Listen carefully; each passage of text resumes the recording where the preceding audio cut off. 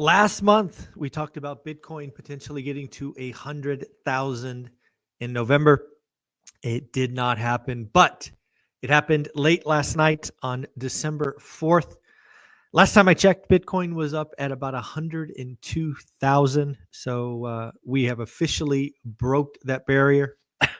It will be interesting to me if Bitcoin kind of follows its normal path. What I mean by that is there's this kind of quiet time for Bitcoin, and then it takes out certain numbers and the masses come.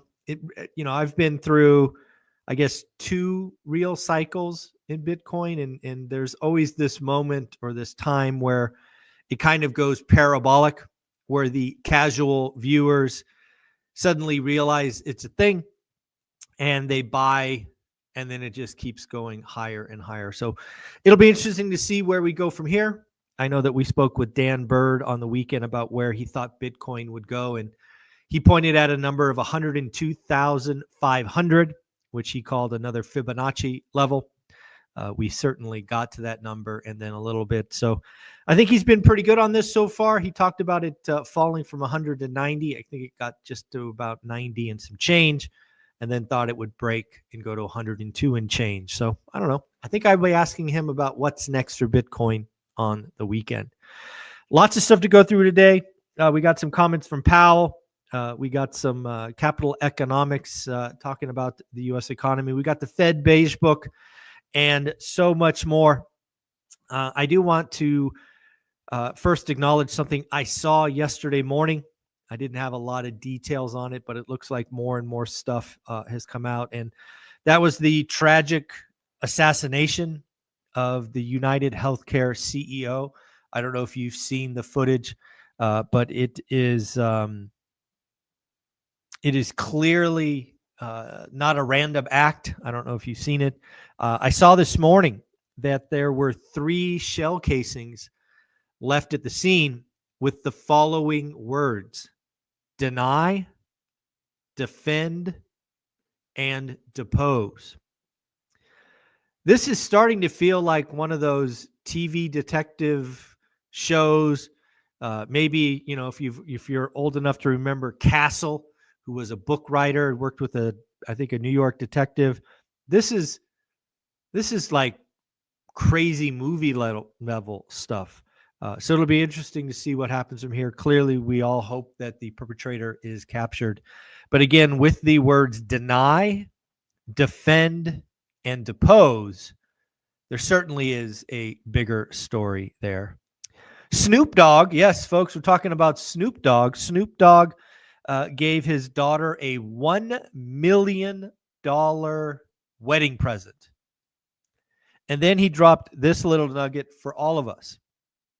Snoop Dogg talked about getting a financial windfall and what he would recommend his daughter do with this $1 million gift.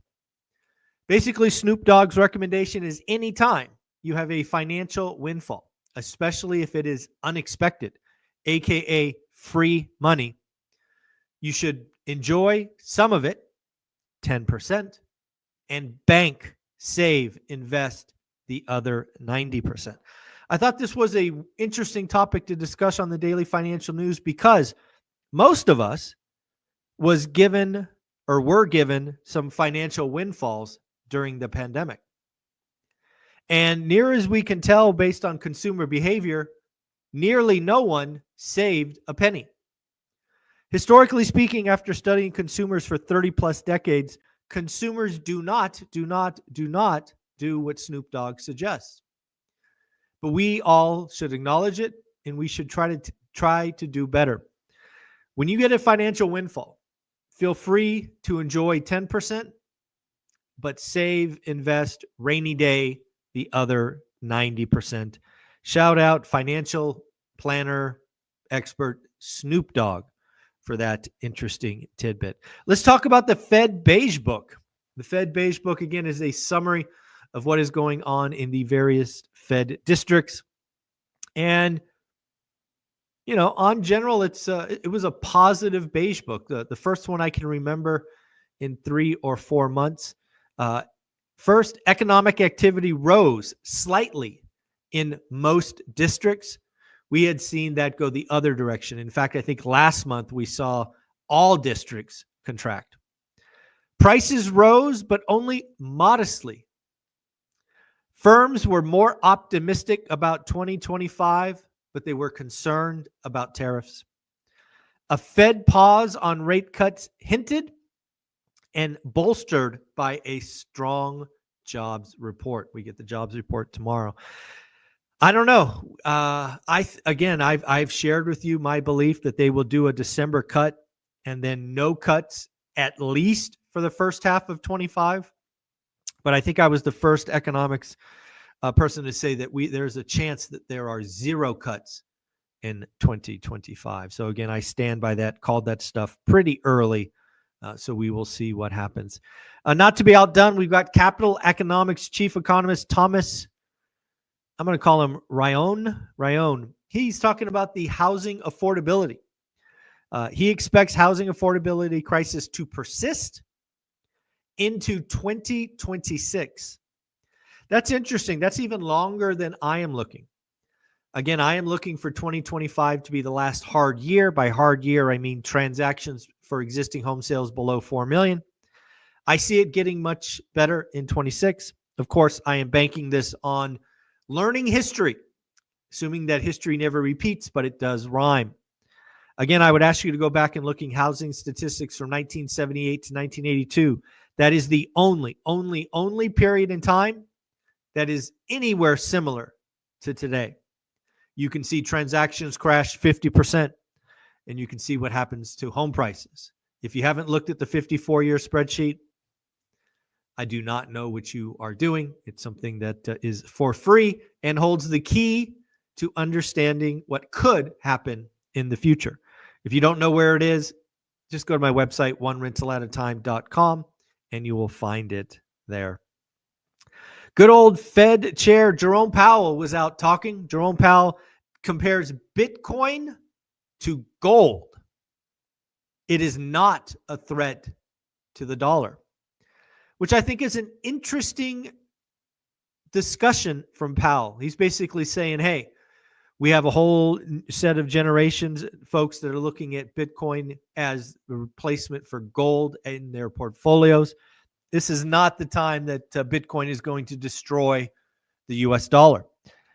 I don't know for sure, but I think the crypto world would see that comment as a net positive.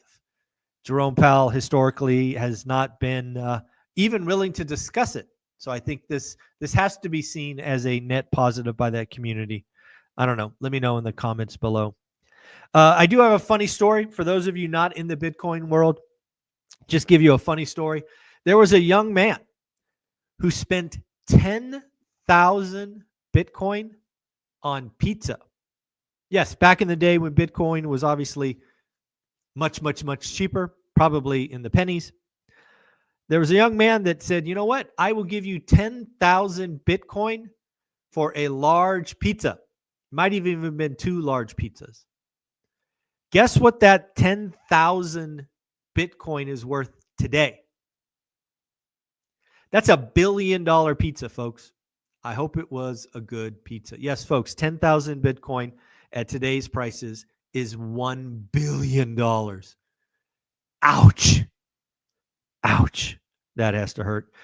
Folks, over the weekend with Dan Bird, we did a commodities review. If you haven't seen that video, one of the things you are missing is we were talking about food prices. If you looked at last month, we all saw food prices skyrocket. In fact, food prices are the highest they've been all year. This is no bueno for inflation. And what did we have yesterday? Excuse me. Global food prices recently rose to an 18-month high. Folks, the inflation battle is not over. The inflation battle is not over. Fed President Daly says she's going to wait until the December meeting for a decision, basically saying she hasn't made up her mind. There is no urgency to decrease interest rates. Could December be a pause? Perhaps. Again, I think the Fed will give it the quarter, and then telegraph being hawkish, and again, potentially hawkish all of next year. Powell was again out talking. He said the aggregate numbers of the U.S. economy are good, but there is pressure on lower income households. Folks, you and I have been talking about the bifurcated economy, the bifurcated consumer, the K-shaped economy for a long time. It is fun to hear the smart people, the folks with the fancy titles, agree with things that you and I have been talking about for years. The U.S. budget is on an unsustainable path. We must look at revenue and spending and get them better aligned. Again, I think what Powell is doing with this statement is shooting a shot at Congress, saying, guys, do your freaking job, right? The Fed doesn't control revenue collection and spending. He's taking the shot at Congress. Higher immigration is part of the reason for growth in 2023.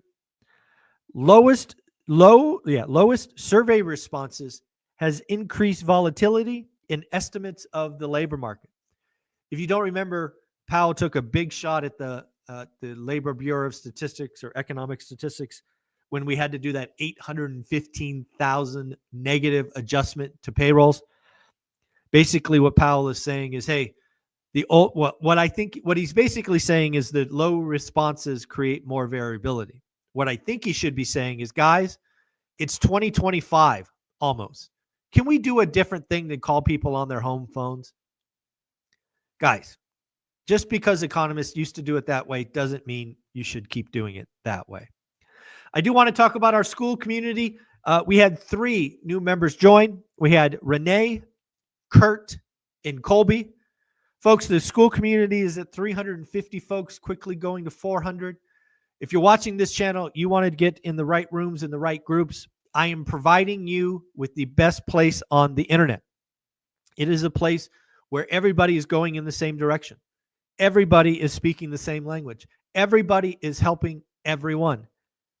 I'm doing this on purpose because I want you to win. I want you to be better. I want you to make new friends. I want you to join an accountability group, whether it be one of the 3 general accountability groups, whether it be an accountability group for agents and brokers, or if you want to join the ladies of ORAT, they are there for you. My hope, again, is I'm going to keep putting it out there on video until someone or a couple of someone's pick up the torch. I am looking for 2 people to own the out-of-state real estate investing group and 2 people to own short-term and mid-term rentals. Again, these are 2 areas where I am very, very little help. I have done neither and frankly have plans to do neither. But again, as a community builder, as someone who's trying to construct the best place on the internet for real estate investors, I am looking for 2 people to pick up out-of-state investing and short and medium-term rentals. I think that would be a great addition. Just looking at my notes here to see what else we got. Oh, let's talk about the accountability group. Again, Frank with Old Guy REI. 2 hours yesterday, accountability group 23. Folks, that is nearly half a year of doing them. Talked about investing in foreclosures, the pros and the cons. Talked about water treatment and filtration. And we had some new member introductions. Also, folks, the Vegas event is starting to sell out fast. We are nearly 70 days away. I really don't want you to miss getting your tickets. There is no discount coming, none of that stuff. I don't believe in that. Again, the price is the price. There's no Black Friday this or that. But again, if you would like to come to the event, buy your tickets, flights, hotels, make it happen. Go to Eventbrite. You can look at one rental at a time. If you want to join school because it's where you've got to be, you can go to school.com. Again, look for one rental at a time. It is the place to be. A couple more things. We'll finish out the list. U.S. jobless claims. Again, we get a weekly number. It is how you and I kind of just stay on top of what's going on in the job market. Last week was 213. Estimates was a slight rise to 215. Actual 224. Again, it's worth understanding that, hey, we got a number that was bigger than expected. A single data point, as we've learned in this number, means nothing. But again, Every time a number comes in higher, especially if it's higher than expected, it gets my attention. Why? Because I am always looking for when the trend reverses. And we have been on a multi-week collapse, fall, crash, whatever, from I think 252 to a low of 213. It's now bumped up to 224. You and I will be paying attention next week and the week after to see if it was a blip or a trend. I do want to give a shout out to Jessley Itzler. Something we've talked about before, but it is worth noting, is the rule of 100. The rule of 100, which boils down to 18 minutes a day. You can go back to all of my videos, and I've always asked you for 20 minutes a day. Jessley Itzler points out if you give it 100 hours, you do it every day for 18 to 20 minutes, you could be in the top 5% of any discipline, whether it be karate, jiu-jitsu, real estate investing, music, You get the drill. I've been doing this for a long time. I've been having this mantra for a long time. Get yourself in school. Let the community help hold you accountable to getting better in learning real estate investing. And then finally, I want to talk about why economists have been so wrong for so long. I feel for the economists because, again, I did study. I've been doing this for 30 years. Economists rely on models. They rely on models that have been built over decades. They occasionally tweak variables in weighting. Economists are horrible at seeing structural change to economy. Economists will hold on to models that are old and unvaluable because that is where their comfort level is. This is one of the reasons that, again, I love economics, but also I love talking to you every day.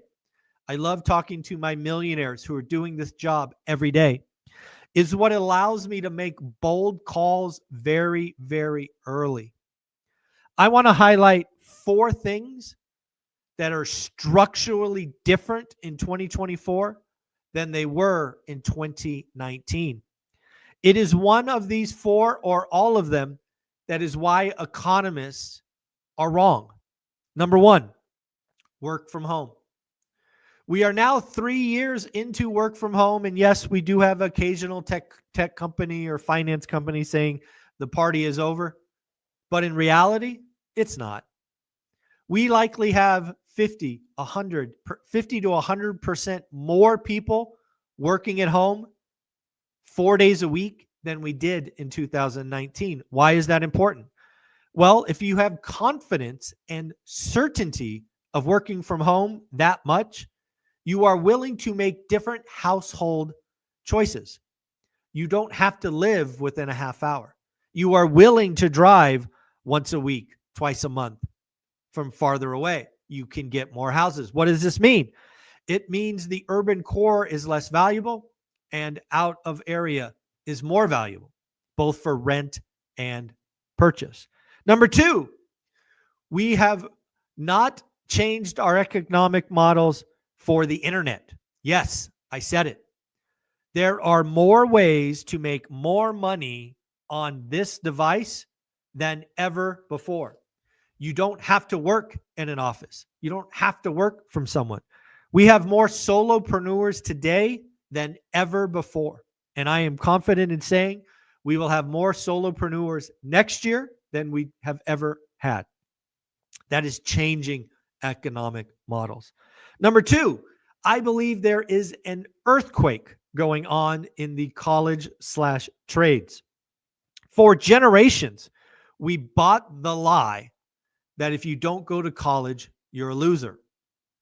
I believe we are seeing at the tail end of the millennials, and more importantly, Gen Z is really getting it. I believe, and I've made several calls that I think we will see colleges shut down and universities shut down because Gen Z is going, I don't need your stupid $100,000 degree on underwater basket weaving. Let me get into the trades. Let me get some mentorship.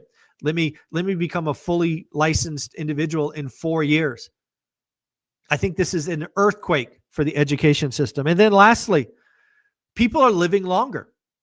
Hence, they are making life decisions later. Again, when you have historical models that say the average person buys their first home in their 20s and now it's in their 30s, your economic models are broken. So again, these are the reasons that I bring you Millionaires. We talk about what's going on in the business. We make early calls, and yes, we are wrong, but we are also right a lot. So that's the daily financial news. Please join school. Take advantage of Jessley Itzler's comment about the rule of 100. It is the place to be. Also, in real life, folks, you're going to make connections, and we are providing you once a year your opportunity to network with 400 other amazing individuals, plus 12, 13, 14 amazing speakers. Get your butt to Vegas, buy your tickets, get your flights, and bring your book. Let's sign some autographs, take some pictures.